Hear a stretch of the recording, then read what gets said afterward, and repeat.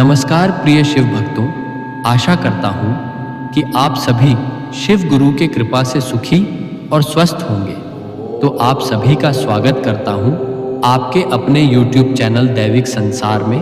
आज आप लोगों को शिव गुरु का एक अत्यंत ही लाभकारी कथा सुनाने जा रहा हूँ, तो कृपा ध्यान से और अंत तक सुनिए। भक्त बंधुओं, आज की यह शिव कथा हर उस माता पिता के लिए है जो दिन रात अपने बच्चों की सलामती, उनकी उम्र और उनके भविष्य को लेकर चिंतित रहते हैं। अगर आप चाहते हैं कि आपकी औलाद पर कोई अनहोनी ना आए, अगर आप चाहते हैं कि आपकी संतान स्वस्थ, संस्कारी और दीर्घायु बने, और अगर आप चाहते हैं कि आपके घर पर भगवान शिव की विशेष कृपा सदा बनी रहे, तो भक्त बंधुओं, आज की यह कथा आपके लिए ही है। भक्त बंधुओं, कथा सुनना कोई साधारण कार्य नहीं है। कथा सुनने से मन को शांति मिलती है। कथा सुनने से घर का वातावरण पवित्र होता है। कथा सुनने से नकारात्मक विचार धीरे धीरे दूर होने लगते हैं, और सबसे बड़ी बात, कथा सुनने से वह पुण्य मिलता है जो धीरे धीरे जुड़ता है और संकट के समय ढाल बनकर हमारे और हमारी औलाद के सामने खड़ा हो जाता है। कई माता पिता यह नहीं समझ पाते कि औलाद की रक्षा केवल दवाइयों, धन या उपायों से नहीं होती, बल्कि औलाद की सबसे बड़ी सुरक्षा माता पिता की भक्ति और पुण्य से होती है। और यही कारण है कि भगवान शिव को संतान के रक्षक और कल्याणकर्ता कहा गया है। लेकिन भक्त बंधुओं, अब इस बात को बहुत ध्यान से सुनिए। गरुड़ पुराण में स्पष्ट कहा गया है कि जो भक्त किसी भी पवित्र कथा को शुरू करके उसे बीच में छोड़ देता है, वह अपने जीवन के पुण्य को स्वयं ही अधूरा छोड़ देता है। इसलिए आज आपसे निवेदन है, इस कथा को पूरे मन, पूरे विश्वास और पूरे धैर्य के साथ अंत तक सुनिए, क्योंकि आज की यह कथा आपको बताएगी कैसे केवल शिव नाम का जप, कैसे केवल कथा श्रवण आपकी औलाद के जीवन से डर, बाधा, रोग और दुर्भाग्य को दूर कर सकता है। भक्त बंधुओं, इस कथा को सुनते समय अपने मन में बस एक ही भाव रखिए, हे महादेव, मेरी संतान की रक्षा करना। और कथा शुरू होने से पहले कमेंट में हर हर महादेव लिखकर भगवान शिव के नाम का स्मरण कीजिए, क्योंकि नाम जप से ही कृपा का द्वार सबसे पहले खुलता है। तो आइए भक्त बंधुओं, अब शुरू करते हैं भगवान शिव की वह दिव्य कथा जो आपकी औलाद के जीवन में सुख, सुरक्षा और महादेव की छाया लेकर आएगी। भक्त बंधुओं, गांव की सुबह बड़ी शांत होती थी। पक्षियों की चहचहाट और मंदिरों की घंटियां एक सुकून भर देती थी। सुनील का परिवार एक साधारण और सुखी परिवार था। सुनील एक छोटे से कारखाने में कड़ी मेहनत करते थे और उनकी पत्नी सुनीता घर संभालती थी। उनका बेटा गौतम बचपन से ही पढ़ाई में बहुत तेज था। उसकी बुद्धिमता के चर्चे पूरे जिले में थे। गौतम ने जब कॉलेज की पढ़ाई पूरी की और अपनी डिग्री लेकर घर आया, तो उसके चेहरे पर वह चमक तो थी, पर साथ ही एक बारीक सा अहंकार भी घर कर चुका था। एक शाम गौतम अपने घर के बरामदे में बैठकर अपनी भविष्य की योजनाओं पर चर्चा कर रहा था। उसके पास कई बड़ी कंपनियों के जॉब ऑफर थे। वह अपनी माँ और पिता को अपनी उपलब्धियां बता रहा था। बेटा, तुम्हारी मेहनत रंग लाई। गांव के लोग भी कह रहे हैं कि गौतम ने सबका नाम रोशन कर दिया। भगवान की दया है कि आज हमारा सपना सच हो रहा है। पिताजी, ये सब भगवान की दया नहीं, बल्कि मेरी रातों की नींद हराम करने का नतीजा है। मैंने दिन रात एक करके पढ़ाई की, लाइब्रेरी में घंटों बिताए और मुश्किल परीक्षाओं को पास किया। इसमें भगवान का क्या लेना देना? अगर मैं सोता रहता और केवल मंदिर में पूजा करता, तो क्या ये नौकरियां मेरे पास आती? सुनील चुप हो गए। उनके चेहरे पर एक उदासी आई। लेकिन गौतम यहाँ नहीं रुका। उसने अपनी किताबों की ओर इशारा किया। आज की दुनिया ज्ञान और विज्ञान की है। इंसान चांद पर पहुंच गया है, बीमारियां मिटा रहा है, और हम अभी भी इसी अंधविश्वास में फंसे हैं कि कोई ऊपर बैठा हमारी तकदीर लिख रहा है। नहीं पिताजी, तकदीर इंसान खुद अपनी मेहनत और दिमाग से लिखता है। मुझे अपने ज्ञान पर पूरा भरोसा है। मैं शहर जा रहा हूँ और दिखा दूंगा कि बिना किसी सहारे के भी ऊंचाई पर कैसे पहुंचा जाता है। सुनीता, जो रसोई से यह सब सुन रही थी, बाहर आई। उनके हाथ में पूजा की थाली थी। उन्होंने गौतम के सिर पर हाथ रखा। बेटा, बुद्धि और मेहनत जरूरी है, पर यह बुद्धि देने वाला भी वही महादेव है। अहंकार मत कर, क्योंकि ऊपर वाला जब देता है तो वह परीक्षा भी लेता है। गौतम खींचते हुए बोला, माँ फिर वही पुरानी बातें। आपकी यह मंदिर वाली बातें सुनने में अच्छी लगती हैं, पर असल जिंदगी में काम नहीं आती। मुझे किसी परीक्षा का डर नहीं है, क्योंकि मेरा ज्ञान ही मेरी ढाल है। आप बस अपनी पूजा पाठ तक सीमित रहे, मुझे सफलता की सीढ़ियां चढ़ने दें। गौतम की आवाज में एक ऐसी खनक थी जो आत्मविश्वास की कम और घमंड की ज्यादा थी। उसे लगता था कि उसने संसार के रहस्यों को समझ लिया है। वो हर बात को तर्क की तराजू पर तौलता था। उसके लिए भावनाएं और आस्था केवल कमजोर लोगों की निशानी थी। वो शहर जाने की तैयारी में ऐसा डूबा था कि उसने अपने माँ बाप के चेहरों पर झलकी उस चिंता को भी नजरअंदाज कर दिया। शहर जाने से एक रात पहले गांव में शिव मंदिर में विशेष आरती थी। गांव के सभी लोग वहां मौजूद थे। गौतम के पिता सुनील ने गौतम से साथ चलने को कहा। बेटा, कल तुम शहर जा रहे हो, एक बार भोलेनाथ के दर्शन कर लो, मन को शांति मिलेगी और यात्रा मंगलमय होगी। हाँ हाँ शांति पिताजी, मुझे शांति काम पूरा होने के बाद मिलती है, पत्थर की मूर्ति के सामने खड़े होने से नहीं। आप जाइए, मुझे पैकिंग करनी है।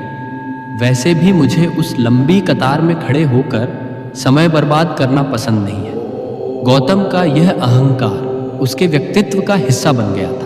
उसने गांव के बुजुर्गों का सम्मान करना कम कर दिया था, क्योंकि उसे लगता था कि वे पुराने जमाने के लोग हैं जिन्हें आधुनिक तकनीक का पता नहीं है। उसने अपने दोस्तों से भी दूरी बना ली थी। उसे लगता था कि अब वह उनसे बहुत ऊंचा उठ गया है। अगली सुबह जब गौतम शहर के लिए रवाना हुआ तो माँ सुनीता ने उसके माथे पर चंदन का तिलक लगाने की कोशिश की। भोलेनाथ सदा रक्षा करेंगे बेटा। गौतम ने अपना माथा पीछे खींच लिया और हंसते हुए रुमाल से अपना माथा पोंछ दिया।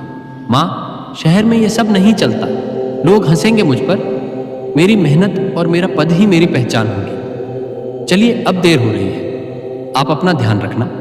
जैसे जैसे बस गांव की सीमाओं से बाहर निकली, गौतम ने खिड़की से पीछे मुड़कर गांव के मंदिर के शिखर को देखा। उसके मन में एक ही विचार था, यह शिखर जितना ऊंचा है, मेरा पद उससे भी ऊंचा होगा। उसे नहीं पता था कि जिस ज्ञान पर वह इठला रहा है वह बहुत छोटा है। वो अपनी सफलता के रथ पर सवार था, पर उस रथ के पहिए कब मिट्टी में धंस जाएंगे, इसका उसे अंदाजा भी नहीं था। गौतम के लिए सफलता का मतलब था अधिक पैसा, बड़ा घर और लोगों का उसके सामने झुकना। वह शहर की ओर एक ऐसी भूख लेकर चला था जो कभी शांत नहीं होने वाली थी। उसके पिता सुनील उसे जाते हुए देखते रहे। उनके मन में एक ही बात चल रही थी कि उनका बेटा शायद बहुत बड़ा बन गया है, इतना बड़ा कि अब उसके घर में उसके माता पिता और उनके ईश्वर के लिए जगह कम पड़ने लगी है। अहंकार की यह ऊंची उड़ान गौतम को बादलों के ऊपर ले जा रही थी, जहां से उसे जमीन बहुत छोटी और तुच्छ दिख रही थी। वो भूल गया था कि पेड़ जितना भी ऊंचा हो जाए, उसकी जड़ें जमीन में ही होती हैं, और जो जड़ों का अपमान करता है, हवा का एक तेज झोंका उसे मिट्टी में मिलाने के लिए काफी होता है। गौतम शहर में बस चुका था। उसने एक आलीशान अपार्टमेंट लिया और उसकी जीवन शैली पूरी तरह बदल गई। महीने में एक बार जब वह गांव आता तो वह घर कम और किसी बड़े दफ्तर का मालिक ज्यादा लगता था। माँ सुनीता की दिनचर्या अब भी वही थी। सुबह ब्रह्म मुहूर्त में उठना, घर की शुद्धि करना और फिर मिट्टी के पार्थिव शिवलिंग बनाकर उन पर जल चढ़ाना। एक रविवार की सुबह गौतम देर से सोकर उठा। उसने देखा कि सुनीता आंगन में बैठकर बड़े प्रेम से बेलपत्र चढ़ा रही है और धीमी आवाज में शिव पंचाक्षर स्तोत्र का पाठ कर रही है। गौतम कॉफी का मग हाथ में लिए वहां आया और सोफे पर पैर फैलाकर बैठ गया। गौतम व्यंग्य भरे स्वर में, माँ, मुझे समझ नहीं आता कि आप अपनी उम्र का इतना कीमती समय इन पत्थरों और पत्तियों के पीछे क्यों बर्बाद करती हैं? क्या आपको सच में लगता है कि इस जल चढ़ाने से दुनिया में कुछ बदलता है? सुनीता ने आंखें खोली। उनके चेहरे पर एक अलौकिक शांति थी। उन्होंने शांत स्वर में उत्तर दिया, सुनीता बेटा, यह समय की बर्बादी नहीं, समय का निवेश है। यह जल मैं पत्थर पर नहीं, अपनी श्रद्धा पर चढ़ा रही हूँ। इससे दुनिया बदले न बदले मेरा मन शांत रहता है और मुझे जीवन की मुश्किलों से लड़ने की शक्ति मिलती है। गौतम हंसते हुए, शक्ति माँ, शक्ति तो ऊर्जा से आती है, संतुलित भोजन और कसरत से आती है। आप भूखे रहकर व्रत करती हैं, इससे तो शरीर कमजोर होता है। विज्ञान कहता है कि जो चीज दिखती नहीं उसका अस्तित्व नहीं होता। आपका ये महादेव कहाँ है?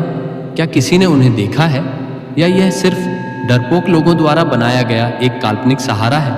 पास ही बैठे सुनील, जो अखबार पढ़ रहे थे, इस बहस को सुन रहे थे, उनसे रहा नहीं गया। सुनील, गौतम, हर चीज तर्क से नहीं समझी जाती।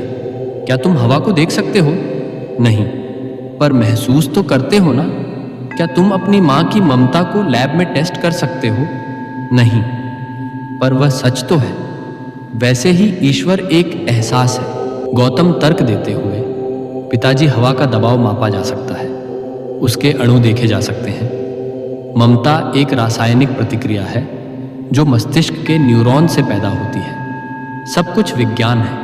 आप लोग पुराने ख्यालात के हैं, इसीलिए हर प्राकृतिक घटना को ईश्वर का चमत्कार मान लेते हैं। कल को अगर बिजली कड़केगी तो आप कहेंगे महादेव का तांडव है, जबकि मैं जानता हूं कि वह सिर्फ बादलों का घर्षण है। सुनीता उठी और गौतम के पास आकर बैठ गई। उन्होंने उसके हाथ से कॉफी का मग लिया और मेज पर रख दिया। बेटा, तू बहुत पढ़ लिख गया है, अच्छी बात है, पर याद रख, ज्ञान जब विनम्रता खो देता है तो वो अज्ञान बन जाता है।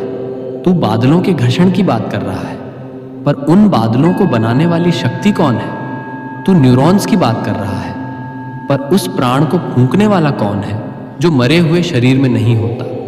विज्ञान हमें कैसे बताता है, पर धर्म हमें क्यों बताता है? गौतम चिढ़कर, माँ, आप मुझे बातों में नहीं फंसा सकती। क्यों का जवाब भी विज्ञान एक दिन ढूंढ लेगा। मेरी सफलता मेरी मेहनत का परिणाम है, किसी अदृश्य शक्ति की मेहरबानी नहीं। मैं आज जहां हूं वहां पहुंचने के लिए मैंने कोई व्रत नहीं रखा, कोई माला नहीं जपी। मैंने कोडिंग सीखी, मैनेजमेंट पढ़ा और कॉम्प्लेक्स एल्गोरिदम सुलझाए।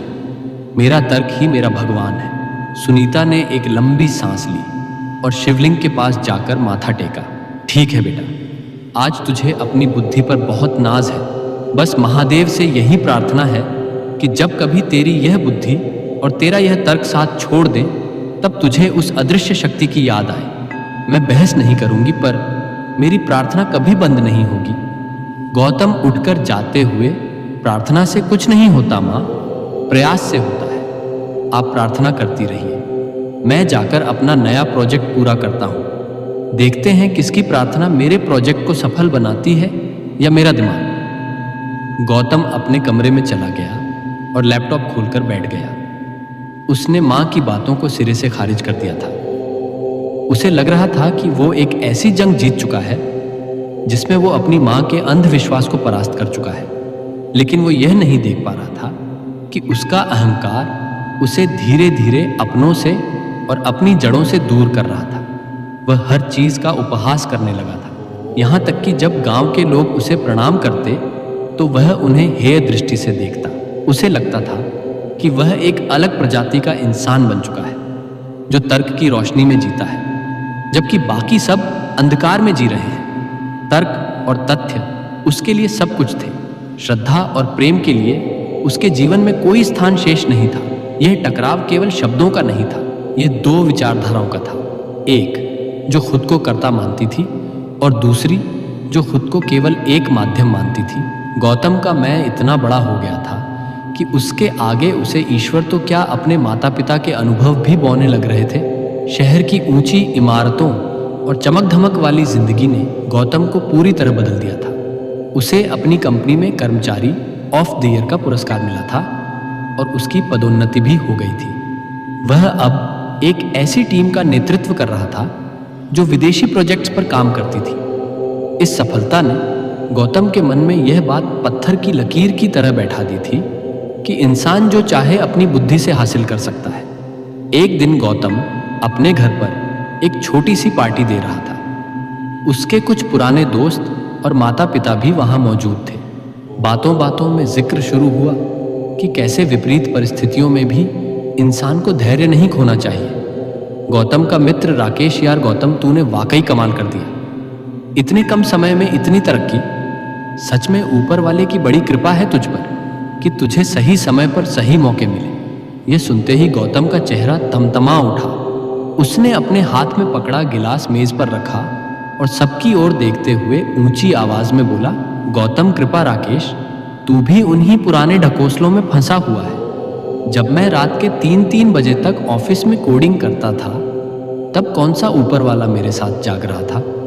जब मुझे क्लाइंट्स की गालियां सुननी पड़ती थीं और मैं तनाव में होता था, तब क्या किसी अदृश्य शक्ति ने आकर मेरा काम किया था? नहीं, यह सब मेरी मेहनत, मेरी रातों की नींद और मेरी बुद्धिमत्ता का फल है। सुनील पिता ने धीरे से उसे टोकना चाहा, बेटा, मेहनत तो सब करते हैं, गली का मजदूर भी दिन रात पसीना बहाता है, पर सबको वैसी सफलता नहीं मिलती। मेहनत के साथ साथ समय और सौभाग्य का साथ होना भी जरूरी है, जो ईश्वर की इच्छा से मिलता है। गौतम हिकारत से हंसते हुए, पिताजी, सौभाग्य कुछ नहीं होता, यह सिर्फ उन लोगों का बहाना है जो हार जाते हैं। मजदूर मेहनत करता है, पर वह अपनी बुद्धि का इस्तेमाल नहीं करता। मैंने अपनी बुद्धि को निखारा है। मैंने जो कुछ भी पाया है, वह मेरी मेहनत की पाई का हिसाब है। इसमें भगवान की कोई साझेदारी नहीं है। मुझे गुस्सा आता है जब लोग मेरी मेहनत का श्रेय किसी ऐसी चीज को देते हैं जिसका अस्तित्व ही साबित नहीं किया जा सकता। सुनीता माँ शांति से कोने में बैठी यह सब सुन रही थी। उन्होंने देखा कि गौतम का चेहरा घमंड से लाल हो गया है। सुनीता बेटा, तू कह रहा है कि तूने अपनी बुद्धि से सब पाया, पर यह बुद्धि तुझे किसने दी? जिस शरीर से तू मेहनत कर रहा है, उसे चलाने वाली सांसें किसकी दी हुई है? अगर एक पल के लिए भी वो मालिक अपनी दी हुई चीज वापस ले ले, तो तेरी ये सारी मेहनत और बुद्धि धरी की धरी रह जाएगी। गौतम कठोरता से, माँ, सांसें लेना एक जैविक प्रक्रिया है जिसे ऑक्सीजन और फेफड़े नियंत्रित करते हैं। आप हर चीज में उस मालिक को मत घसीटिए। मुझे किसी का एहसान स्वीकार करना पसंद नहीं है, चाहे वह भगवान ही क्यों ना हो। मैंने अपनी दुनिया खुद बनाई है और मैं इसका इकलौता राजा हूँ। मेरी मेहनत ही मेरा मंत्र है और मेरा ज्ञान ही मेरी शक्ति है। गौतम के दोस्त सन्न रह गए। उसकी आवाज में एक ऐसा अहंकार था जिसे शब्दों में बयान करना मुश्किल था। उसे लग रहा था कि उसने कुदरत के नियमों को मात दे दी है। उसने अपने बैंक बैलेंस और अपने पद को अपनी ढाल बना लिया था। पार्टी खत्म होने के बाद जब सब चले गए, तो गौतम ने अपनी माँ की ओर देखा, जो हाथ में रुद्राक्ष की माला लिए चुपचाप जाप कर रही थी। गौतम, माँ, कल मुझे 1 करोड़ का बोनस मिला है। मैं आपके लिए एक सोने की चैन लाया हूँ, इसे पहनिए और यह रुद्राक्ष की माला उतार दीजिए। यह पुराने जमाने की लगती है। सुनीता बेटा, तेरी सोने की चैन मुझे वो सुकून नहीं दे सकती जो ये महादेव की माला देती है। तू जिस बोनस पर गर्व कर रहा है, दुआ कर कि वो तेरे काम आए, पर मेरा धन तो यह नाम ही है। गौतम सिर झटककर अपने कमरे में चला गया। उसे लगा कि उसके माता पिता कभी उसकी ऊंचाइयों को नहीं समझ पाएंगे। उसने खुद को एक ऐसे कमरे में बंद कर लिया था जहां केवल मैं, मेरा और मेरी मेहनत की गूंज थी। वो भूल चुका था कि ऊंचे पहाड़ों पर चढ़ने वाले अक्सर यह भूल जाते हैं कि नीचे की जमीन ही उन्हें थामे हुए है।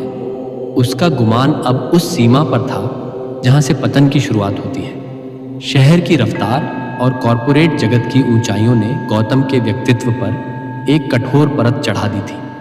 अब वो केवल एक सॉफ्टवेयर इंजीनियर नहीं, बल्कि एक बड़ी टीम का मैनेजर बन चुका था।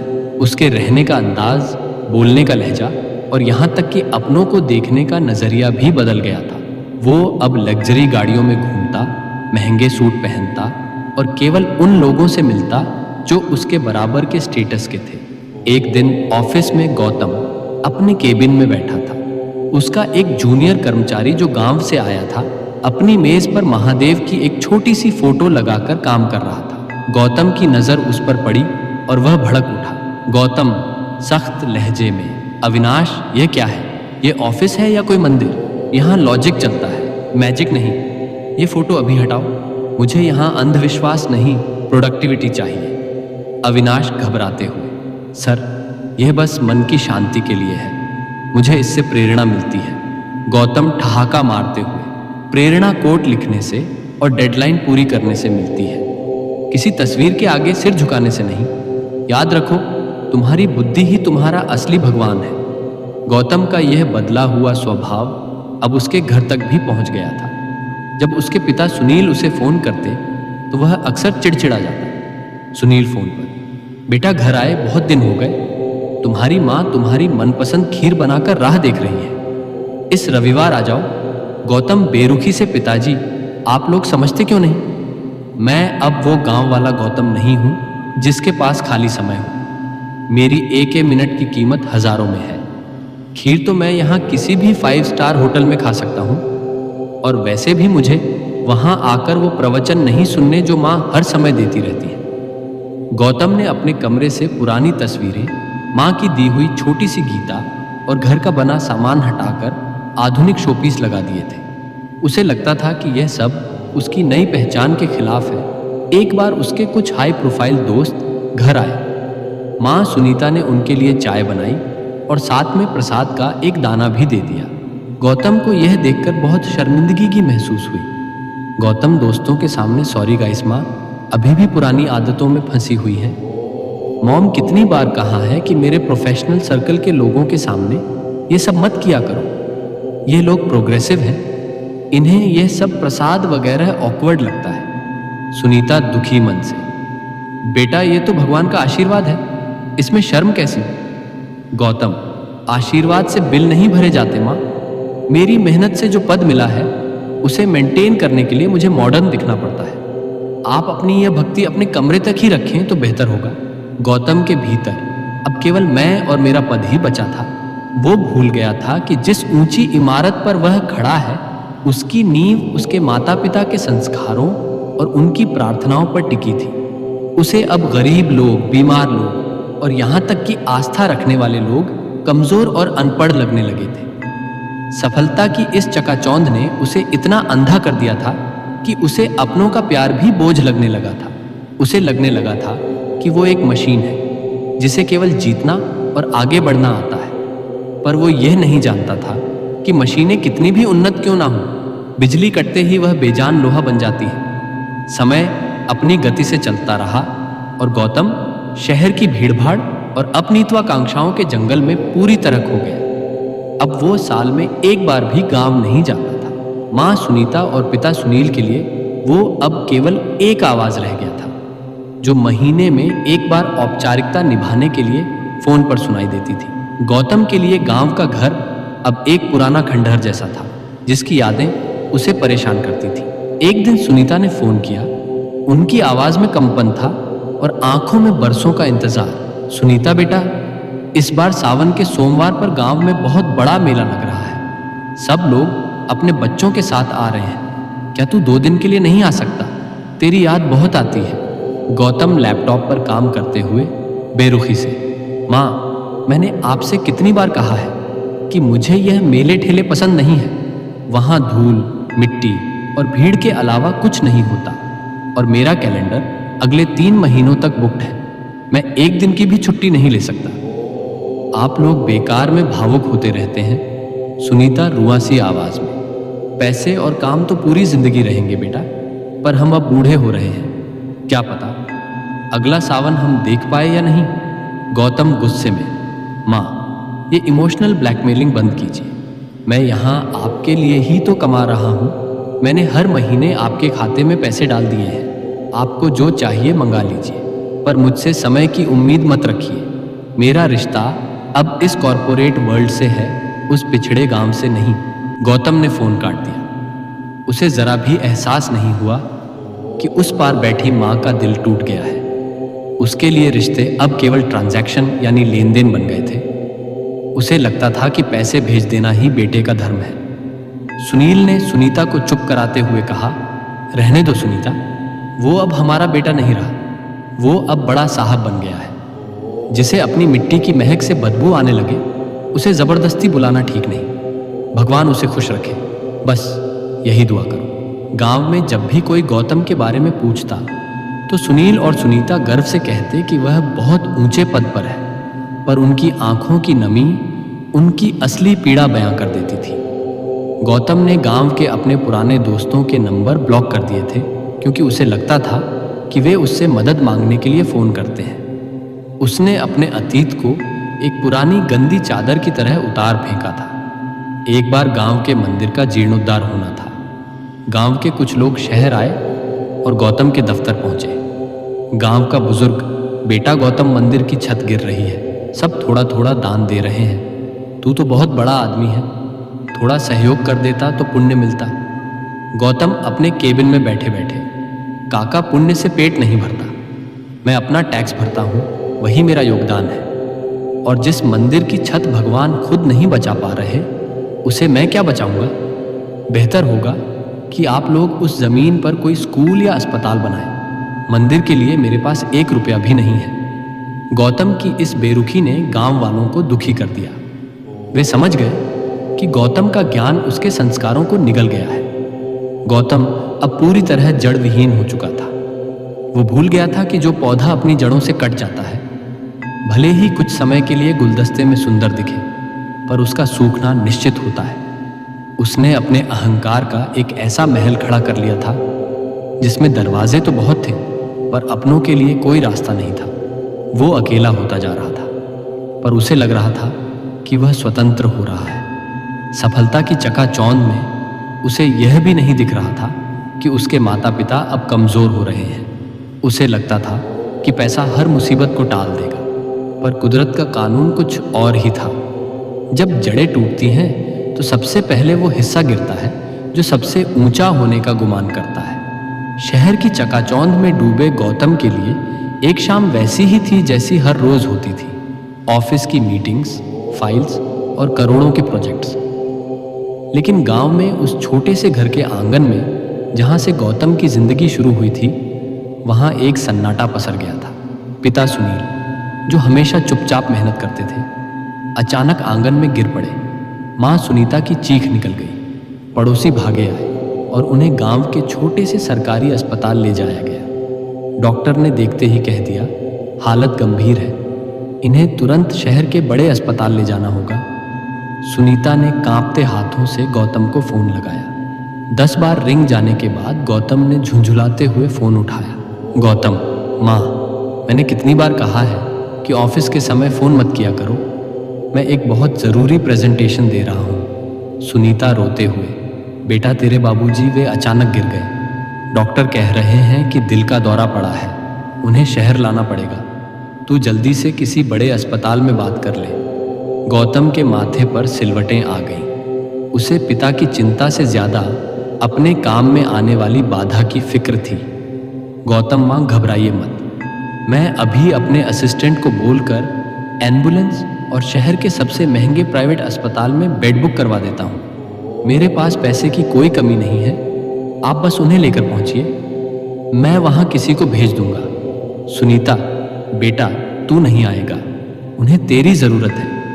गौतम, मेरे आने से वो ठीक नहीं होंगे, डॉक्टरों के इलाज से होंगे, और मेरा आज का कॉन्ट्रैक्ट साइन होना बहुत जरूरी है।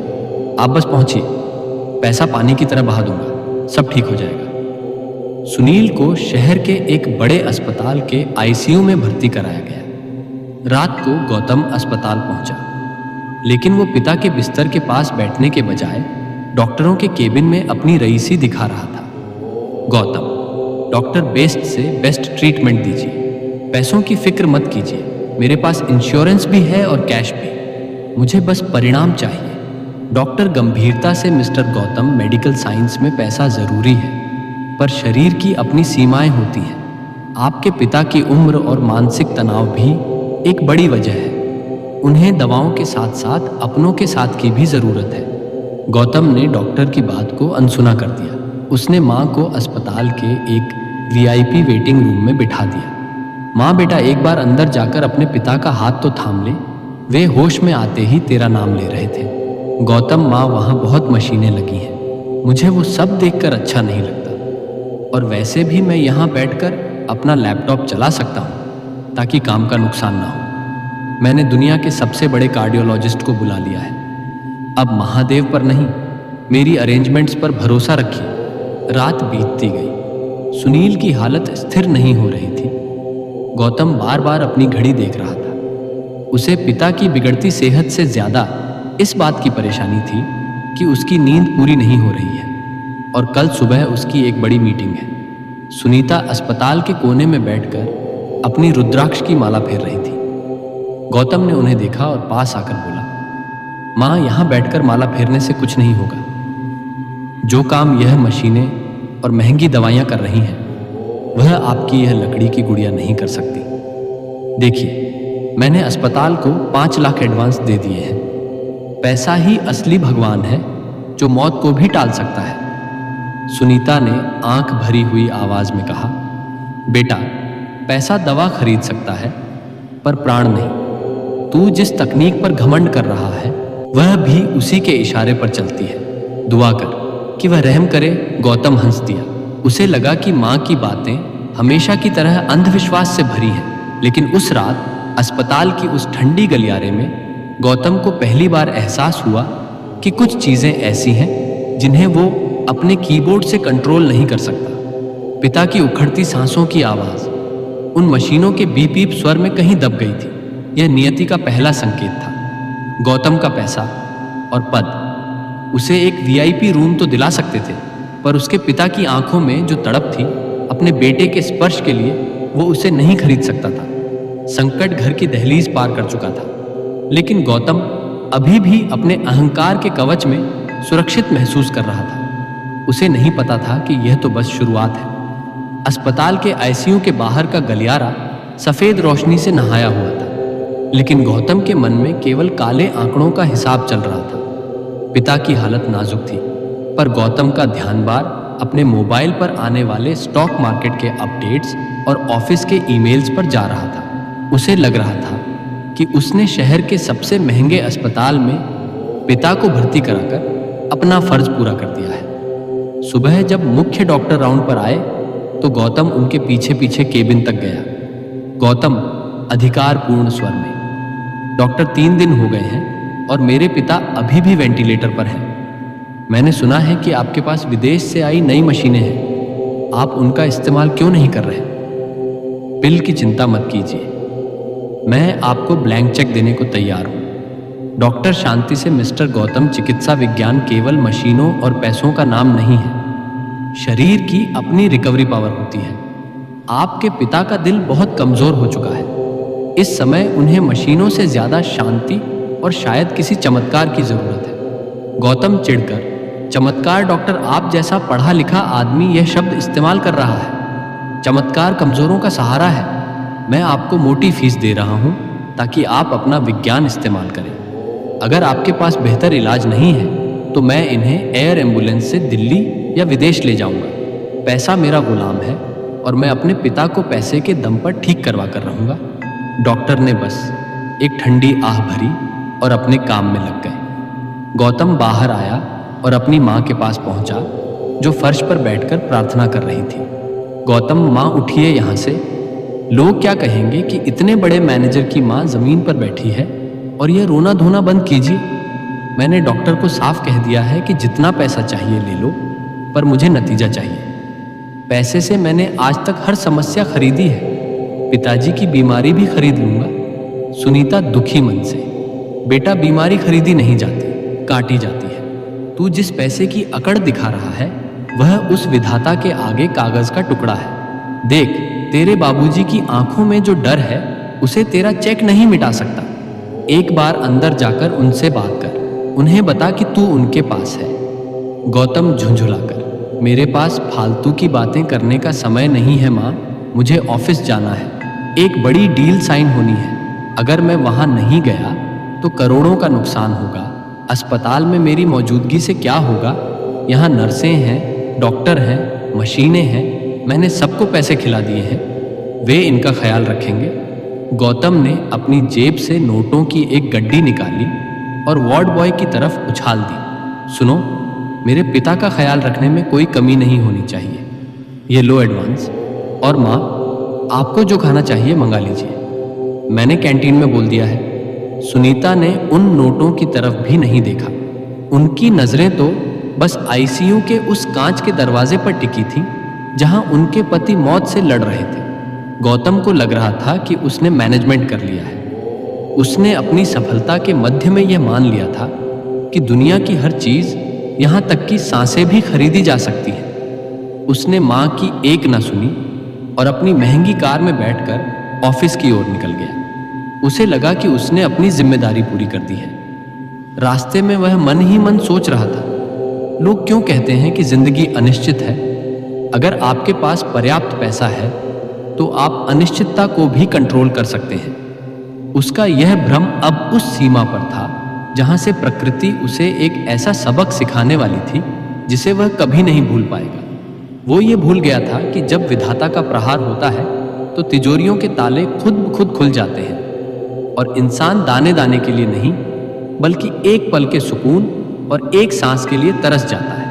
गौतम का पैसा उसकी आंखों पर पट्टी बन चुका था और अब नियति उस पट्टी को खोलने के लिए एक भयानक प्रलय की तैयारी कर रही थी। अस्पताल की उस मशीनी दुनिया में जहां हर तरफ केवल बीप बीप की आवाजें और दवाइयों की गंध थी, सुनीता ने एक कोने को अपना मंदिर बना लिया था। अस्पताल के परिसर में ही एक छोटा सा प्राचीन शिव मंदिर था। जब गौतम अपनी बड़ी बड़ी गाड़ियों में बैठकर ऑफिस की डील्स फाइनल करने निकल जाता, तब सुनीता उस मंदिर की सीढ़ियों पर जाकर बैठ जाती। उनके हाथ में एक छोटी सी पीतल की लुटिया थी और मन में महादेव का अनवरत जाप था। उन्होंने मंदिर के शिवलिंग को अपनी करुणा भरी आंखों से देखा और जल चढ़ाते हुए उनकी आंखों से आंसू छलक पड़े। सुनीता रुआ आवाज में, हे त्रिलोकीनाथ, हे शंभू, आज एक माँ और एक पत्नी आपके सामने झोली फैलाकर बैठी है। लोग कहते हैं कि आप भोले हैं, सबकी सुनते हैं। मेरे पति उस कमरे में मशीनों के सहारे सांस ले रहे हैं। डॉक्टर कहते हैं कि पैसा बहुत है पर उम्मीद कम। पर मुझे उन मशीनों पर नहीं, आपके इस निर्गुण स्वरूप पर भरोसा है। उनकी सांसों की डोर अपने हाथ में थामे रखना प्रभु। सुनीता की यह पुकार केवल अपने पति के लिए नहीं थी, उन्हें अपने बेटे के पतन का उससे भी बड़ा दुख था। उन्होंने अपने आंसू पोंछे और फिर से हाथ जोड़ लिए। सुनीता, हे महादेव, मेरे पति की देह को तो वैद्य और डॉक्टर संभाल लेंगे, पर मेरे बेटे की आत्मा को कौन बचाएगा? उसे अपने ज्ञान और धन का ऐसा रोग लगा है कि उसे अपनों की पीड़ा भी नहीं दिखती। वो तुझे पत्थर कहता है, वो श्रद्धा का मजाक उड़ाता है। उसे दंड मत देना प्रभु, उसे सद्बुद्धि देना, उसका अहंकार तोड़ दीजिए, चाहे जैसे भी, पर उसे फिर से मेरा वही सरल गौतम बना दीजिए जिसे दूसरों का दुख देखकर रोना आता था। अस्पताल के कर्मचारी और अन्य लोग सुनीता को देखते और कहते, बेचारी माँ बेटा इतना अमीर है, पर माँ आज भी यहाँ पत्थरों के आगे सिर पटक रही है। पर सुनीता को किसी की बातों से कोई फर्क नहीं पड़ता था। वो घंटों मंदिर में बैठी रहती। उन्होंने अन्न का त्याग कर दिया था। वे केवल महादेव का चरणामृत पीकर जीवित थी। एक दोपहर गौतम अचानक अस्पताल आया। उसने माँ को मंदिर में बैठा देखा तो उसका पारा चढ़ गया। वो तेजी से माँ के पास पहुंचा और उनका हाथ पकड़कर उठाया। माँ, ये क्या तमाशा है? मैंने आपके लिए अस्पताल में सबसे अच्छा कमरा बुक किया है, ऐसी लगा है। वहां जाकर आराम कीजिए। यहाँ धूप में बैठकर अपना स्वास्थ्य क्यों बिगाड़ रही है? और ये क्या मांग रही हैं आप इस पत्थर से? जो काम मेरे 5 लाख के इंजेक्शन नहीं कर पाए, वो आपकी यह मौन प्रार्थनाएं करेंगे। सुनीता, शांति से बेटा। तूने दवा और दुआ का फर्क कभी समझा ही नहीं। तूने पैसा दिया है, वो तेरा धर्म है। मैं प्रार्थना कर रही हूं, यह मेरा विश्वास है। तू देख लेना गौतम, जब तेरी सारी साइंस और तेरा सारा पैसा हाथ खड़े कर देगा, तब यही पत्थर तुझे रास्ता दिखाएगा। गौतम हंसते हुए, माँ आप बहुत भोली हैं। मेरी साइंस कभी हाथ खड़े नहीं करती, वो और उन्नत होती जाती है। पिताजी की हालत आज थोड़ी बेहतर है और डॉक्टर कह रहे हैं कि यह नई दवाओं का असर है। इसमें आपकी प्रार्थना का कोई हाथ नहीं है। चलिए, अब यहाँ भीड़ मत लगाइए। सुनीता कुछ नहीं बोली।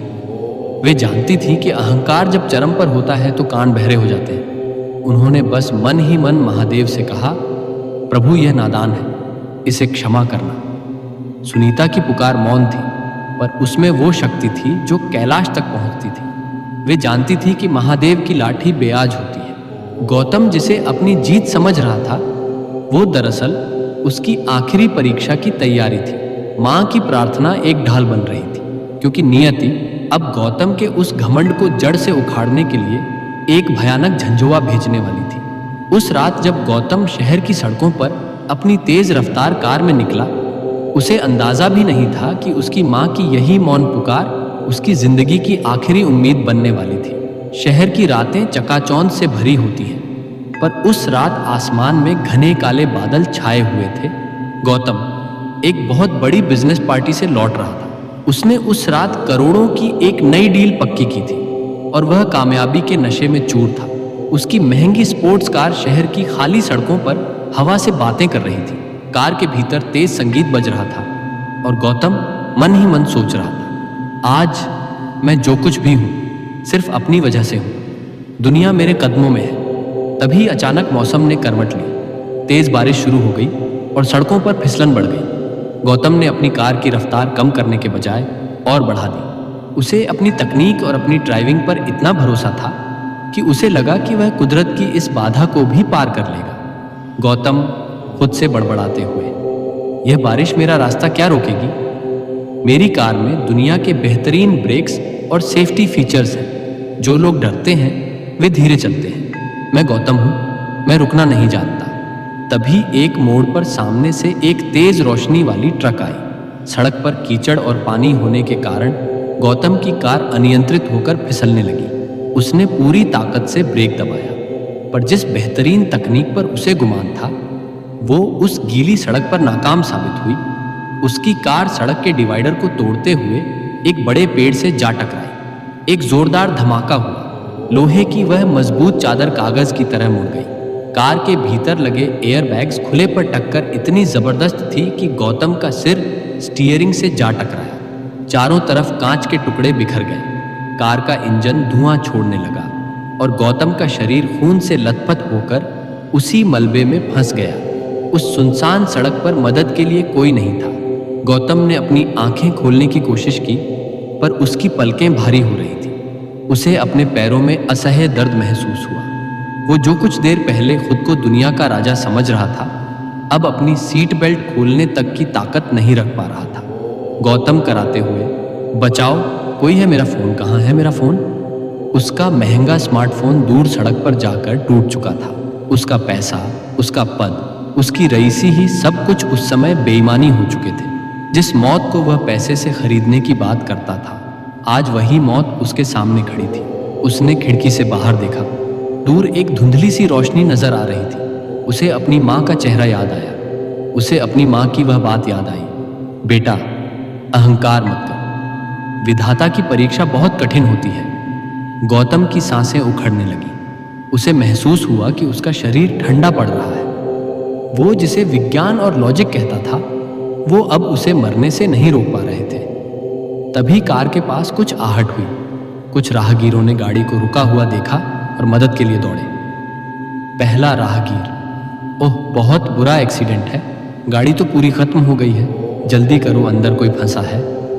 दूसरा राहगीर, अरे ये तो कोई बहुत बड़ा आदमी लग रहा है, देखो कितनी महंगी गाड़ी है, पर इसके प्राण तो संकट में है। जब उसे गाड़ी से बाहर निकाला जा रहा था, गौतम अर्ध बेहोशी की हालत में था। उसे बस इतना सुनाई दिया कि कोई कह रहा था, अस्पताल ले चलो, शायद ही बच पाए। गौतम के मन में आखिरी विचार यही आया कि आज उसके करोड़ों रुपए उसे इस मलबे से बाहर नहीं निकाल पाए, बल्कि वे साधारण लोग उसे बचा रहे थे जिनका वह कभी उपहास उड़ाता था। अंधेरी रात, गिरती बारिश और सड़क पर बिखरा खून गौतम के अहंकार की इतिश्री कर रहे थे।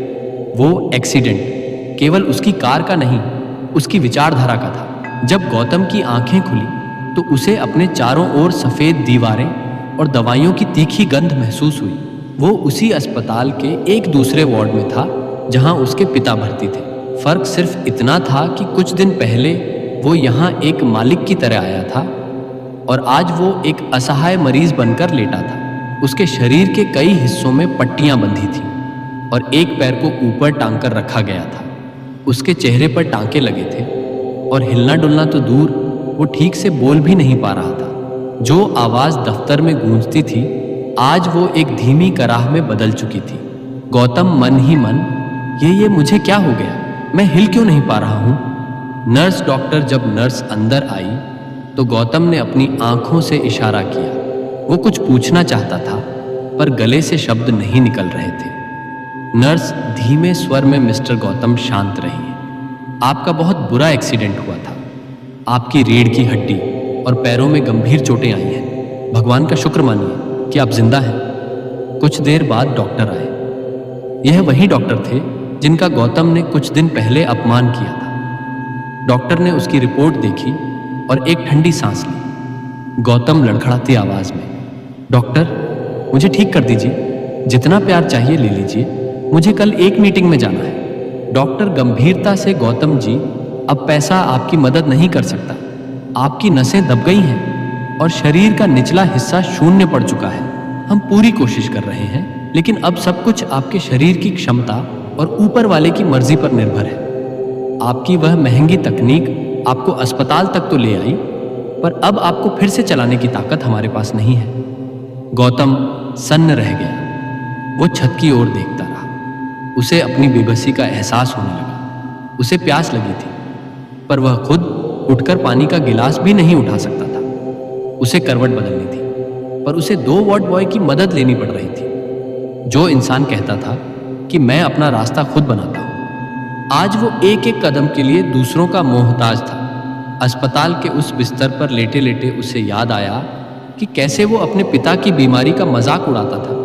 उसे याद आया कि कैसे उसने अपनी माँ की प्रार्थनाओं को कमजोरों का सहारा कहा था। आज उसे समझ आया कि असली कमजोर कौन है। तभी उसकी माँ सुनीता दम में दाखिल हुई। उन्होंने अपने बेटे की यह हालत देखी तो उनका कलेजा मुंह को आ गया, पर उन्होंने खुद को संभाला। वे गौतम के पास आई और उसके माथे पर अपना हाथ रखा, वो हाथ जिसे गौतम ने कुछ दिन पहले झटक दिया था। सुनीता बेटा, तू घबरा मत, तेरी माँ अभी जिंदा है। गौतम की आंखों से आंसू बहने लगे। वो अपनी माँ से नजरें नहीं मिला पा रहा था। उसे पहली बार महसूस हुआ कि उसका करोड़ों का बैंक बैलेंस उसे वो सुकून नहीं दे पा रहा था जो उसकी माँ के उस एक स्पर्श में था। वो चिल्लाना चाहता था, माफी मांगना चाहता था, पर उसका अहंकार अभी भी उसे पूरी तरह टूटने नहीं दे रहा था। वो बिस्तर उसके लिए एक जेल बन गया था, जहां वो अपने अपने ही विचारों के साथ अकेला छोड़ दिया गया था। उसे एहसास हुआ कि इंसान कितना भी बड़ा क्यों ना हो जाए, कुदरत के एक छोटे से प्रहार के सामने वो तिनके से ज्यादा कुछ नहीं है। उसकी बेबसी अब उसकी नई पहचान बन चुकी थी।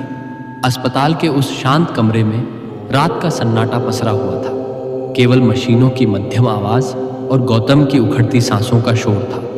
गौतम को नींद नहीं आ रही थी, पर दवाइयों के असर से उसकी चेतना एक अलग ही संसार में जा रही थी। जैसे ही उसकी आंखें लगी, उसे एक विचित्र और अलौकिक अनुभव हुआ।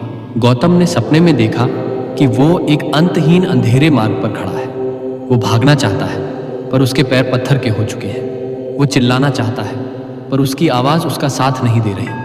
तभी दूर से एक मंद रोशनी दिखाई दी और एक ऐसी आवाज गूंजी जो बादलों के गर्जने जैसी गंभीर थी, फिर भी उसमें माँ की ममता जैसी मिठास थी। दिव्य स्वर, गौतम तू किसे खोज रहा है? अपनी उस बुद्धि को जिसने तुझे इस मोड़ पर ला खड़ा किया, या उस धन को जो आज तुझे छूने तक नहीं आ रहा? गौतम ने कांपते हुए चारों ओर देखा, पर वहां कोई शरीर नहीं था। केवल एक असीम ऊर्जा महसूस हो रही थी। गौतम कांपते हुए, आप कौन हैं? मुझे इस अंधेरे से निकालिए। मैं बहुत सफल इंसान हूँ, मेरे पास बहुत कुछ है देने के लिए। आप जो चाहे मुझसे ले लें, बस मुझे ठीक कर दें। वो आवाज खिलखिलाकर हंसी जैसे पूरे ब्रह्मांड में संगीत गूंज उठा। दिव्य स्वर, तू मुझे क्या देगा नादान? जो कुछ भी तेरे पास है, तेरी बुद्धि, तेरा शरीर, तेरी यह सांसें, वे सब मेरी दी हुई अमानत है। तूने मैं और मेरा के अहंकार में उस माँ बाप का अपमान किया जिनकी प्रार्थनाओं ने आज तेरी रक्षा की है। जिस एक्सीडेंट में तेरी कार के परखच्चे उड़ गए, वहां तेरा पैसा नहीं, तेरी माँ की वो मौन पुकार ढाल बनकर खड़ी थी। गौतम को अपनी माँ का वो चेहरा याद आया जो मंदिर की सीढ़ियों पर बैठकर जल चढ़ा रही थी। उसे अपनी हर गलती एक फिल्म की तरह दिखाई देने लगी। दिव्य स्वर, जिसे तू पत्थर कहता था, वही आज तेरे जीवन का आधार है। जिसे तू कमजोरों का सहारा कहता था, वही शक्ति आज तुझे मौत के मुंह से खींच लाई है। याद रख गौतम, ज्ञान जब अहंकार बनता है तो विनाश लाता है, पर जब वो समर्पण बनता है तो मोक्ष दिलाता है। तू शून्य है और मैं वो अनंत हूं जहां से तू आया है। गौतम। उस रोशनी के सामने छोटा होता गया। उसका सारा ज्ञान, उसकी डिग्रियां, उसके करोड़ों के प्रोजेक्ट्स सब राख की तरह उड़ते हुए दिखे। उसे पहली बार सत्य का साक्षात्कार हुआ कि वह कुछ भी नहीं है, वो केवल एक जरिया था जिसे उसने खुद को मालिक समझ लिया था। गौतम रोते हुए, मुझे माफ कर दीजिए, मुझे राह दिखाइए, मैं अंधा हो गया था। दिव्य स्वर, जा, तेरी माँ की श्रद्धा ने तुझे एक और मौका दिया है, अब जाग और देख के असली दौलत क्या है। अचानक एक तेज चमक के साथ गौतम की आंख खुली। उसके कमरे में खिड़की से सुबह की पहली किरण आ रही थी। सामने दीवार पर लगे कैलेंडर में महादेव की एक धुंधली सी तस्वीर थी। गौतम ने पहली बार उस तस्वीर को नफरत से नहीं बल्कि एक असीम कृतज्ञता से देखा। उसकी चेतना लौट आई थी, पर उसका अहंकार उस सपने की आग में जलकर राख हो चुका था। उसे समझ आ गया था कि महादेव मंदिर में नहीं बल्कि उस सत्य में है जिसे उसने आज तक ठुकराया था। सुबह की ताजी हवा खिड़की से आ रही थी, लेकिन गौतम के मन में उस सपने की गूंज अभी भी ताजा थी। वो चुपचाप लेटा हुआ अपने हाथों को देख रहा था। उसे रह रहकर उस एक्सीडेंट का मंजर याद आ रहा था, वो भयानक टक्कर, वो मुड़ता हुआ लोहा और वो मौत का सन्नाटा। डॉक्टर हैरान थे कि इतनी बुरी दुर्घटना के बाद भी गौतम के सिर में कोई घातक चोट नहीं आई। तभी नर्स कमरे में आई और उसने गौतम की पट्टी बदलते हुए धीरे से कहा, मिस्टर गौतम, आप बहुत भाग्यशाली हैं। जिस स्थिति में आपकी गाड़ी मिली थी, पुलिस वालों का कहना था कि इसमें से किसी का जिंदा बचना नामुमकिन है। उस रात जब आप यहाँ आए, आपकी माँ पूरे समय बाहर जमीन पर बैठकर झप कर रही थी। गौतम की आंखों के सामने अपनी माँ का वो चेहरा घूम गया जिसे उसने ना जाने कितनी बार अपमानित किया था। थोड़ी देर बाद माँ सुनीता कमरे में आई। उनके हाथों में महादेव का विभूति और मंदिर का चरणामृत था। सुनीता कोमलता से, बेटा थोड़ा जल पी ले, बाबा का आशीर्वाद है तुझे बहुत शक्ति देगा। इस बार गौतम ने मुंह नहीं फेरा। उसने बहुत धीरे से अपना मुंह खोला और उस जल की एक बूंद ग्रहण की। उसे ऐसा लगा जैसे उसके सूखे हुए गले और तड़पते हुए मन को अमृत मिल गया। गौतम कांपती आवाज में, माँ, क्या सच में आप उस रात बारिश में बाहर ही बैठी थी? सुनीता मुस्कुराते हुए, बेटा, माँ का आंचल और महादेव की छाया, ये दोनों कभी साथ नहीं छोड़ते। जब तू उस रात दर्द में था तो मुझे यहाँ बैठे बैठे एहसास हो गया था कि मेरा बच्चा संकट में है। मैंने बस महादेव से एक ही हट की थी कि मेरी उम्र तुझे लग जाए पर तुझे कुछ ना हो। गौतम फूट फूट कर रोने लगा। उसके शरीर की चोटों से ज्यादा उसके मन का पश्चाताप उसे दर्द दे रहा था। गौतम, माँ, मैं कितना नीच था। मैंने आपसे कहा था कि आपकी प्रार्थनाओं से बिल नहीं भरे जाते। मैंने आपके महादेव को पत्थर कहा था, पर आज मुझे समझ आया कि जब मेरी तकनीक, मेरा पैसा और मेरी रफ्तार ने मुझे मौत के मुंह में धकेल दिया, तब आपकी वही बेकार की प्रार्थनाएं मेरे लिए ढाल बनकर खड़ी थी। मुझे माफ कर दो माँ, मुझे माफ कर दो। सुनीता ने गौतम का हाथ चूम लिया। उन्होंने देखा कि गौतम की आंखों में वह पुराना घमंड अब नहीं था। गौतम को अब समझ में आ रहा था कि जिसे वो किस्मत या इत्तेफाक समझ रहा था, वो दरअसल उसकी माँ की तपस्या का फल था। उसे याद आया कि कैसे वह अपनी माँ की भक्ति का मजाक उड़ाता था, पर उसी भक्ति ने उसे यमराज के द्वार से वापस खींच लिया था। वो पैसा जिसे वह अपनी सबसे बड़ी ताकत मानता था, उस रात सड़क पर कचरे के समान पड़ा था और उसकी रक्षा एक मौन पुकार ने की थी। उस दिन गौतम को यह एहसास हुआ कि संसार की सबसे बड़ी शक्ति श्रद्धा है। विज्ञान हमें जीना सिखाता है, पर श्रद्धा हमें बचाती है। प्रार्थना की वो ढाल अब गौतम के चारों ओर एक सुरक्षा कवच की तरह थी और उसने मन ही मन उस अदृश्य शक्ति के सामने पहली बार अपना सिर झुका दिया। विचारों के साथ अस्पताल के उस कमरे में दोपहर की शांति थी, लेकिन गौतम के भीतर एक तूफान मचा हुआ था। वो बिस्तर पर स्थिर लेटा था, पर उसका मन उन तमाम यादों की गलियों में दौड़ रहा था जहां उसने केवल अपनी सत्ता और सामर्थ्य का झंडा फहराया था। माँ सुनीता पास ही बैठी भगवत गीता का पाठ कर रही थी। गौतम उन्हें गौर से देख रहा था। उनके चेहरे की झुर्रियां, उनकी सफ़ेद होती जुल्फें और उनकी शान आंखें। उसे याद आया कि कैसे उसने इन आंखों में कई बार आंसू दिए थे। अचानक गौतम का संयम टूट गया। उसकी आंखों के कोर भीगने लगे और देखते ही देखते वो हिचकियां लेकर रोने लगा। सुनीता घबरा कर उठी। क्या हुआ बेटा?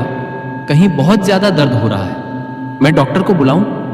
गौतम रूसी सी आवाज में, नहीं मां, डॉक्टर को मत बुलाओ, ये दर्द शरीर का नहीं है, ये उस पाप का है जो मैंने बरसों से अपनी आत्मा पर लाद रखा था। मां, मैं कितना अंधा था। मुझे लगा था कि मैं सबसे बुद्धिमान हूं, मुझे लगा कि मैं दुनिया को मुट्ठी में कर सकता हूं, पर हकीकत में मैं उस छोटे बच्चे से भी गया गुजरा था जिसे यह नहीं पता कि उसका असली रक्षक कौन है। गौतम के आंसू उसके तकिए को भिगो रहे थे। वो पश्चाताप की उस अग्नि में जल रहा था जो पुराने मैल को साफ कर देती है। गौतम मां, मुझे वह दिन याद आ रहे हैं जब मैं आपकी पूजा की थाली को ठोकर मार देता था। मुझे वह दिन याद आ रहे हैं जब मैं बाबूजी की बीमारी पर पैसे का रब झाड़ता था।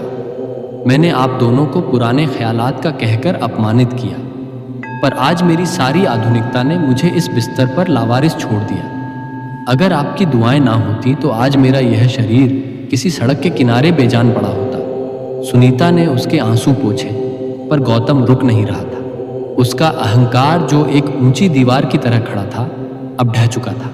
गौतम, मां, मैं महादेव से कैसे माफी मांगूं? मैंने उन्हें पत्थर कहा। मैंने कहा कि वे केवल कमजोरों का सहारा है, पर आज मुझे समझ आया कि असली कमजोर तो मैं था, जो अपने ही पैसों के घमंड में कैद था। मां, क्या वे मुझे माफ करेंगे? क्या मैं फिर से उनके सामने सिर झुकाने के काबिल हूं? सुनीता ने गौतम का हाथ अपने हाथ में लिया और बहुत ही शांत स्वर में कहा, बेटा, महादेव तो करुणा के सागर हैं। वे तो केवल एक सच्चे आंसू के प्यासे होते हैं। जब इंसान अपना मैं त्याग देता है और उनकी शरण में आता है तो वे उसे गले लगा लेते हैं। तेरे यह आंसू आज तेरी सारी नफरत और तेरे अहंकार को धो रहे हैं। आज तेरा पुनर्जन्म हुआ है। गौतम को उस पल महसूस हुआ कि जैसे उसके सीने से एक बहुत बड़ा बोझ उतर गया हो। वो रोता रहा, पर उस रोने में एक अजीब सा सुकून था। उसे अब अपनी पद प्रतिष्ठा, अपनी महंगी कार और अपने बैंक बैलेंस की कोई फिक्र नहीं थी।